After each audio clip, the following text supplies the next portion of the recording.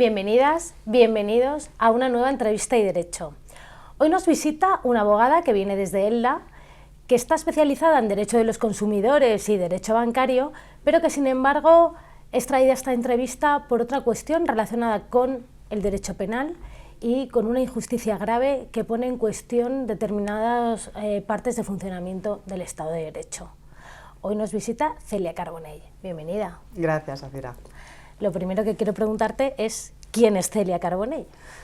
Bueno, pues Celia Carbonell es una mujer que iba para un camino y la vida le dijo, no, por ahí no, tienes que ir por este, que era el camino del derecho, y sigo en ese camino, peleando por las injusticias. Una de esas injusticias se cruzó en tu vida, unos hechos que datan de 1991, estamos en vísperas de la Barcelona 92, Juegos Olímpicos. En aquel momento tú tienes apenas 14 años, pero ocurre algo que después ha condicionado una parte de tu ejercicio profesional. ¿Qué pasó en 1991, Celia?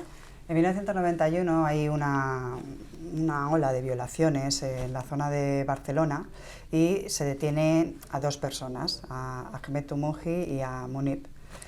Estas dos personas estuvieron en prisión por este tipo de violaciones y más de 30 años después se ha podido demostrar que Ahmed no fue el que cometió ese tipo de violaciones. ¿Tú te haces cargo del caso después de que haya sido condenado? Y de que haya salido de prisión. Y de que haya salido de prisión. ¿Cuánto tiempo pasó Ahmed en prisión? 16 años. 16 años. ¿Cómo tuviste conocimiento de ese caso y qué hubo que remover para revisar esa sentencia? Yo tengo conocimiento del caso de Ahmed Toumoujhi porque Braulio García Jaén, que es periodista, empieza a seguir ese caso, escribe un libro, empieza con un blog y en ese blog seguíamos la investigación que él realizaba sobre Ahmed Toumoujhi. Y bueno, luego termina escribiendo un libro y yo estaba muy pendiente de ese caso, me parecía fascinante, entiéndase, no fascinante de ostras, qué bien esto que está pasando, sino todos sabíamos que Ahmed Toumoujhi no era el que había cometido aquellos hechos y sin embargo seguía en prisión, había pasado 16 años, no se podía hacer nada. Entonces eso era lo que estábamos ahí viendo, que algún camino se tenía que coger para poder para sacar la verdad, Zafira, que era lo que necesitaba Ahmed y Braulio también lo decía muchas veces porque Braulio ha sido muy constante y muy tenaz con el asunto de Ahmed Toumoujhi y bueno, al final había ahí un informe, hubo una reforma de la ley en el año 2015 que nos permitió ir por un caminito para ver si por ahí podíamos volver a revisar esa sentencia y lo conseguimos. Me ha llamado la atención algo que has dicho y es, todos sabíamos que Ahmed Toumoujhi no era culpable de aquel delito de violación por el que había sido condenado y cumplió una larga sentencia en prisión, una larga condena en prisión, mejor dicho. ¿Por quiénes sois todos los que sabíais que no era culpable y cómo estabais tan convencidos de que no era culpable, de que había habido un error judicial? Todos, Zafira, es que hay muchísima gente que ha peleado mucho por el asunto de Ahmed Toumoujhi. El fiscal Mena incluso solicitó el indulto para Ahmed, nunca se supo qué pasó con ese indulto.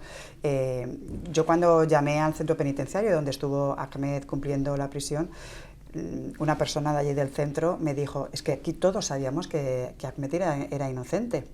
De hecho, cuando salió la sentencia, que en varios programas de televisión pues se hablaba, ¿no? Pues lo que pasa siempre, Zafira, sale una sentencia de esta relevancia, hay un boom de 15 días y luego se nos olvida, pero vamos a coger ese boom.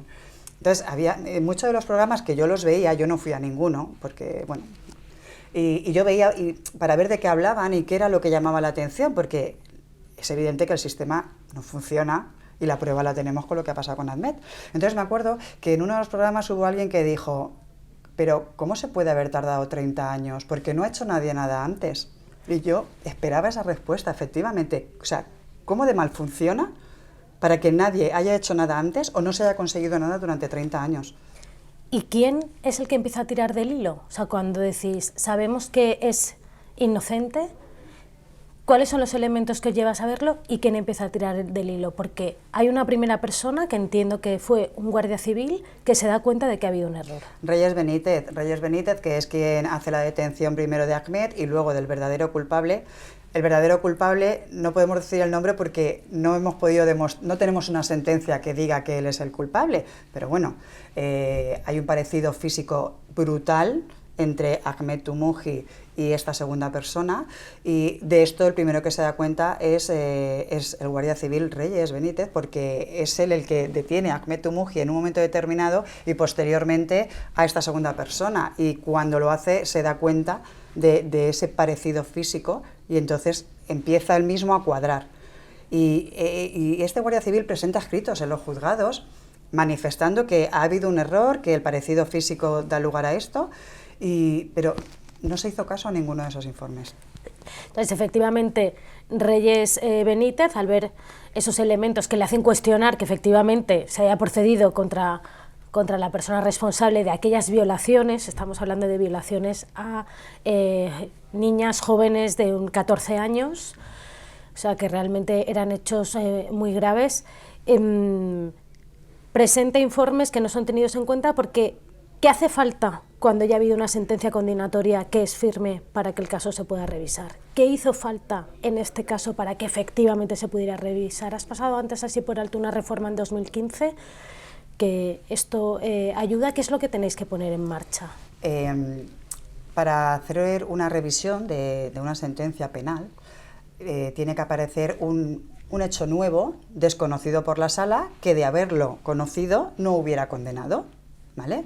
En el año 2015 lo que se hace es una reforma de este camino que yo te he dicho, donde era así de estrechito, ahora se abre un poco, y es la duda razonable. Pero es que en el caso de Ahmed no es que estuviera una duda razonable, que sí que está, es que hay un informe pericial en el que se demuestra un dato objetivo, y es que la globulina de una de las prendas de ropa interior de las víctimas, hay un resto de semen, y esa globulina no coincide con la globulina de Ahmed Toumoujih, por lo tanto, él no podía ser el autor de los hechos. ¿Qué es lo que ocurre? Que la sala no valora ese informe. Nuestro recurso, lo que le decimos al Tribunal Supremo es, oiga, aquí está este dato objetivo, ya no es que exista esa duda razonable que existe, la presunción de inocencia, es que además tenemos un dato objetivo que la sala no lo ha valorado, que de haberlo valorado hubiera dado lugar a la absolución de Ahmed Toumoujih. El Tribunal Supremo, bueno, Safía, yo te voy a decir que cuando yo lancé ese escrito para el Tribunal Supremo me temblaba todo, porque no sabes qué va a ocurrir, tienes muchísima esperanza, pero al final la última palabra la tiene el Tribunal Supremo. O sea, no era que presentamos un escrito convencidísimos de que esto se iba a ganar, era como que esa última esperanza empezaba ese camino. Y efectivamente nos dieron la razón, y incluso el Tribunal Supremo lo que dijo es que esa prueba ya estaba en el procedimiento. Que de haberse tenido en cuenta, este señor no hubiera pasado. No se hubiera condenado nunca a un inocente como ocurrió. Efectivamente. ¿Qué pasa después de que quede en evidencia que se ha cometido un error judicial de esta gravedad? Mira, la ley de enjuiciamiento, bueno, lo que te dice la ley es que cuando tú tienes una sentencia del Tribunal Supremo que te dice, aquí ha habido un error judicial, esta sentencia no es válida, hay que eliminarla, y este señor, porque una cosa es declarar la nulidad y te dice, y ahora hay que empezar desde cero, vamos a seguir investigando, y pero no absuelve a esa persona, sino que declara la nulidad. Pero es que el Tribunal Supremo dice, esta sentencia no sirve y además este señor está absuelto porque es inocente. ¿Sabes qué lo dice? Es inocente. La ley te dice que cuando tienes una sentencia así, directamente procede la indemnización. Bueno, pues no sabes el camino que estamos haciendo todavía, por burocracia, por conforme está hecha la ley, que todavía nadie ha respondido por Ahmed Toumoujih. No tiene ningún tipo de indemnización. Es muy duro. ¿Os habéis dirigido a la administración y cuál ha sido la respuesta? Nada, silencio administrativo. Silencio administrativo, y además no solo es esta vida que fueron 16 años en prisión, sino también hubo otra persona detenida por los mismos hechos que también era inocente. es el señor Munib. Lo que es el expediente del señor Munib no he hecho el estudio todavía porque solo me he centrado en Ahmed Toumoujih, pero tras el estudio de Braulio en el blog como en el libro sí que se evidencia que es que Munib y Ahmed no se conocían. Entonces lo que pensamos es, si Ahmed es inocente, Munib también lo es, porque si no se conocían y los verdaderos autores de los hechos, que eran dos, incluso se ha dicho que eran familiares, pasa que queda tanto por hacer, Safira.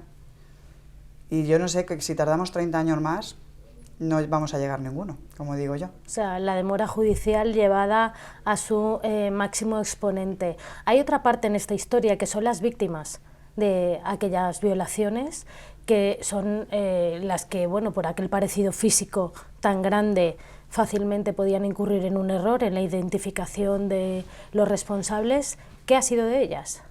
Yo no tengo contacto con las víctimas. Lo que sí que sé, siguiendo el procedimiento de esta sentencia que tenemos del Tribunal Supremo, que hay que notificarle a las víctimas esta sentencia. A las víctimas hay que decirles que ha habido un error judicial y que el sistema se ha equivocado. Me consta que hasta la fecha no ha sido notificada esa sentencia a las víctimas y yo he hecho gestiones y he llamado y he empujado y no me hace caso nadie. Entonces, incluso después de ser conocido un error tan vergonzoso, porque yo creo que a poco que tengas un pelín de empatía, somos capaces de que lo que le ha pasado a Ahmed Toumoujih le puede pasar a cualquier familiar nuestro, pero a las víctimas también. Puede ser una hija, una hermana, una amiga, y no me cabe en la cabeza que esto todavía funcione así. Y luego hay un dato muy importante que es la psicología del testimonio de las víctimas. Hay que formar a los jueces en ese sentido, porque estamos hablando de alguien que ha sufrido un... Es que tú imagínate, Safira, es que es una violación con 14 años. Eso te deja traumatizada de por vida. Y tú confías en el sistema, confías que la justicia te ayude. Y cuando te pasa todo lo contrario, te vuelven a revictimizar.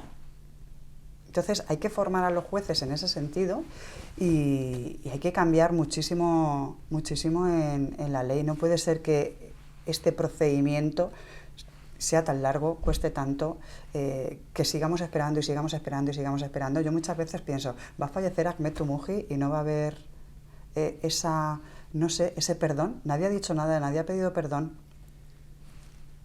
¿Te acuerdas que una vez que hablaba contigo y te decía, ¿es importante el perdón, Safira? Y te digo, debe de serlo, porque hay un atenuante en el Código Penal que te rebaja la pena si tú le pides perdón a la víctima. Y Ahmed es una víctima. Pero si el error está del lado del sistema, nadie pide perdón, ¿no? Efectivamente. ¿Qué otro tipo de dificultades has afrontado en los casos que has llevado? A ver. En los demás casos, o sea, hasta este caso de una condena injusta en un asunto penal, pero has llevado también otros casos en los que las injusticias tienen otro tipo de consecuencias, quizá no tan severas. ¿Cuáles son las mayores dificultades que entiendes que se enfrenta cuando se utiliza el sistema para defender la justicia? Una abogada, ¿qué dificultades se enfrenta? Mira, Safira, yo creo que en un Estado cuantas más leyes hay, más corrupción existe. Y como tenemos esa facilidad para hacerla cuando estamos arriba, pues ahora voy a hacer esta, y ahora esta, y ahora esta, y ahora esta, y ahora esta. Es imposible con tanta... O sea, no es necesario. Entonces, ese es el problema.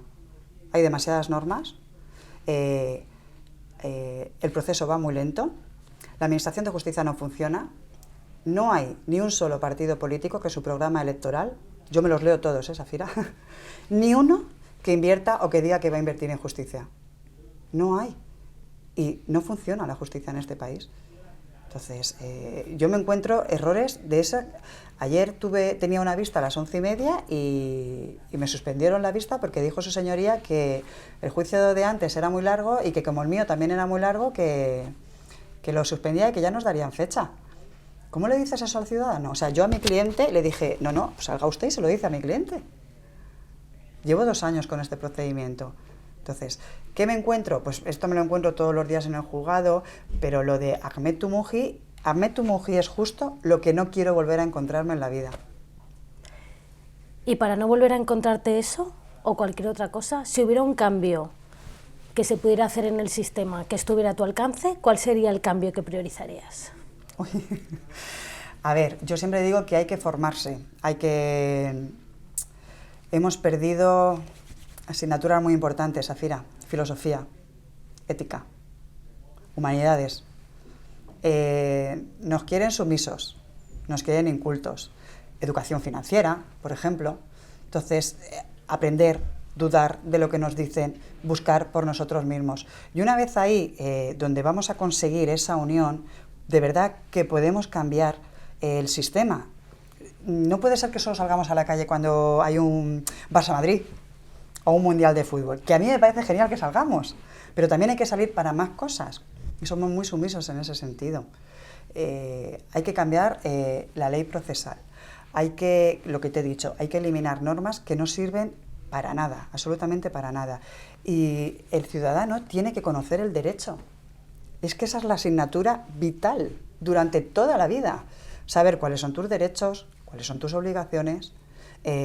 Cuando algo no funciona y decir, esto no funciona, y hay que poner la queja, sí, hay que poner la queja. Hay jueces maravillosos, hay funcionarios maravillosos, pero hay una desidia de tal calibre. Yo tengo amigos que son funcionarios y me dicen, es que claro, como el de al lado no lo hace, pues al final yo tampoco lo hago. Y eso es lo que se contagia. Pues frente a ese contagio de la desidia, formación y cuestionar por nosotros mismos el funcionamiento del sistema. Con esos dos deseos o recomendaciones despedimos hoy a nuestra invitada Celia Carbonell. Muchas gracias y hasta la próxima.